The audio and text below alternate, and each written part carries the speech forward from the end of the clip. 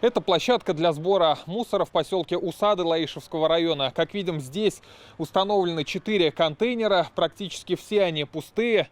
Чего не скажешь о территории вокруг. К такому неприглядному виду местные уже привыкли. Мебель, одежда, сухостой, чего здесь только нет. Отходы вывозят нерегулярно. Жители говорят, контейнеров не хватает. Те, что есть, заполняются за считанные часы. Это с огородов, вот эти вот деревья тоже, диваны, все подряд никто, А куда? В город же не выйдешь, не вывезешь это все. Сейчас весна, везде убирается. Куда девать мусор-то?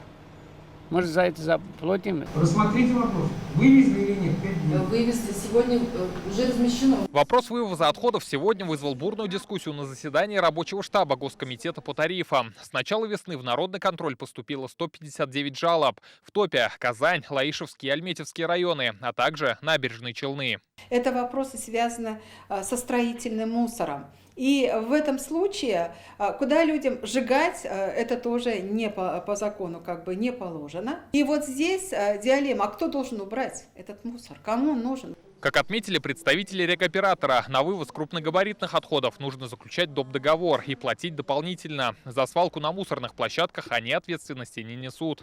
Мы собираем отходы, которые выпадают, и россыпь какая-то в момент, когда идет загрузка.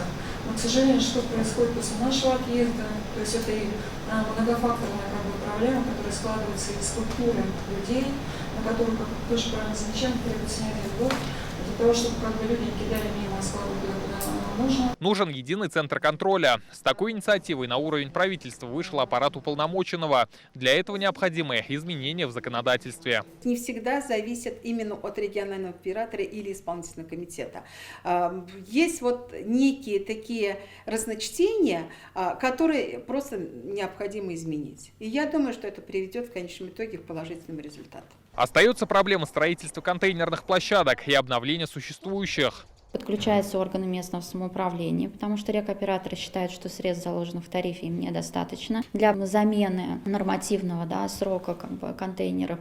Поэтому в данном случае работа идет совместная. Поэтому мы и требуем 5-летний план, чтобы выявить, где не хватает, и дополнительно проработать с муниципалами, чтобы здесь какая-то была логика у них в совместной деятельности. Как стало известно, в этом году региональный оператор планирует сдать вторую очередь полигона «Восточный», а также начнется подготовка к строительству 3 межмуниципальных полигонов в Алексеевском, Арском и Верхнеуслонском районах.